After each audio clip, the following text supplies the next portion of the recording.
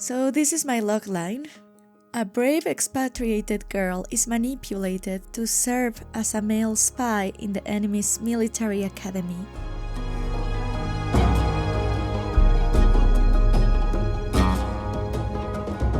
May can see in the dark. Even when you find it in the first page, she is reading at night and she doesn't have any light on. Her mom even comments on it, but right now she doesn't take her seriously when she says that she doesn't need light to read. We pass that moment very briefly. Hopefully it's clear. But yeah, this is going to play a role in the comic. Today I'm going to talk about how I make my comic into a webtoon, specifically for the Webtoon Legends contest from 2025. I am MG, I'm a comic artist, and this is my entry. Now grab your coffee, draw, get cozy, and let's get into it. So let's talk about the characters, especially my main character, Lee May. We start with her as a little girl, even though we will see her as a teenager later. She's in love with stories, she wants to sail the oceans and live adventure.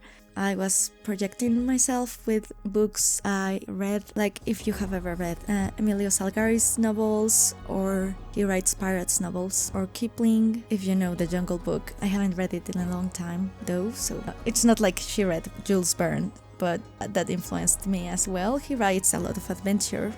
And this is also common with, well, either me as a little kid or many little kids. As many little kids, she dreams of adventure, but we all do. But then that adventure carries suffering, and you have to know how much suffering are you willing to take, or, discomfort, maybe. And the type of adventures she wanted to have. May, she's going to be in an all-male military academy, and that's why she is disguised as a man. Well, many reasons, but one of them, she's going to have amazing friends, fall in love, and that's going to be a challenge because she serves another country where she was raised in. She's going to be indoctrinated to not really know her origin, and her origin is the other country. So after all of that, how do you determine your loyalty to a country? If you were born in country 1, but then you serve country 2, and you grew up in country 2, but then now you're in country 1, and they go at war with each other, who do you serve? I mean, taking into account, it's not like, I'm not talking about modern war. And at first, she just, we're going to explore just being a good soldier. This is like Act 1, because a good soldier follows orders. And it's going to be complicated, but it's also going to be fun. I don't want this to be super dramatic either. I want her to have all the funny things that come with the trope of a girl disguising as a guy. When she falls in love, it's going to be funny. Right now, I have her fall in love with maybe Adarish, but honestly, I'm open to her exploring more, so I do have a set romance, but she can mistake it maybe. I don't mind talking a little bit about spoilers, because if you see any trailer, and I have even made YouTube vlogs about this, you do need to show people what they're in for. This is what I'm about, and if you're interested, come along. Now let's talk about inspirations, and there are so many. Obviously, everyone is going to think immediately of Mulan, and I adore that legend, the Disney movie, the story. There are so many other women warriors in history that people do not even know, or we don't talk about. There's many pirates that were women pretending to be men to earn the respect they deserved, and then they revealed themselves as men. There's so many soldiers, even in Mexican history, my history. I was even making a comic that was cut off about Rani of Jhansi or Lakshmi Bai, and she is from India and she defended her kingdom. She didn't disguise herself as a man. She fought with British head on. She's even represented in a horse with a sword and her baby at her back. But it's true that she was trained in sword fighting. We tend to not know these things. We know the famous Mulan, which comes from a legend, Hua Mulan, and she served many, many years. I love those stories, and I know I have historical basis for this one. There are legends, but there's also real history here. So, yeah, hopefully something you want to read. Also, can I be completely honest, one of the manga that I love is called Hanakimi. It's about a girl that she disguises herself as a boy to go to an all boys school. But the reason why she does this is because she has a crush on a guy that does high jump, the Olympic sport, and she wants to go to the same school he is in, and she's basically a little bit like a stalker because she's already in love with him and he doesn't have any idea who she is, and she did all of that, even disguising her gender, to go to this school. I love the comic, it's very funny, but I thought that reason was a little lame. It was not the most important thing, but I remember that's part of what also inspired this story. I was like, okay, let's have a fun story, but let's give more more reasons that are not circling a boy. I want to determine what makes a person loyal to a country, especially if you're at war, and other easy questions, also if the country is wrong, etc. This world is completely fiction. It's indeed set in an ancient world, inspired by many cultures, and none at all at the same time. This story, it will challenge me a lot, not only with the art, but also with the writing. I'm pretty sure I have already opened history books because of this. Probably I will have to open more philosophy books and learn so many new things. But honestly, I'm very excited because I'm in love with this story. Even as I was making the comic, even though, the catalyst right now can be the contest, but I would do this comic whether I participate in a contest or not. I would do it slower, but yeah.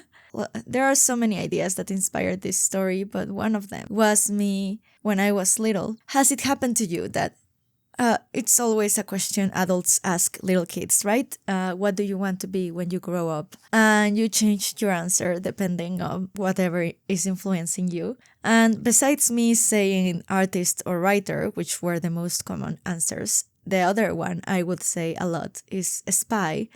Because when you watch spy movies as a kid, you think, oh, that's such a cool job. Very black and white stuff, sometimes, But when you grow up and you start researching how spies work in the real world, how relevant spies are always for war, you cannot have war without information, and especially in ancient times where you don't have phones, you don't have satellite, you rely on information so much. Also, distances are really hard to tackle by foot. You have ships, maybe horses.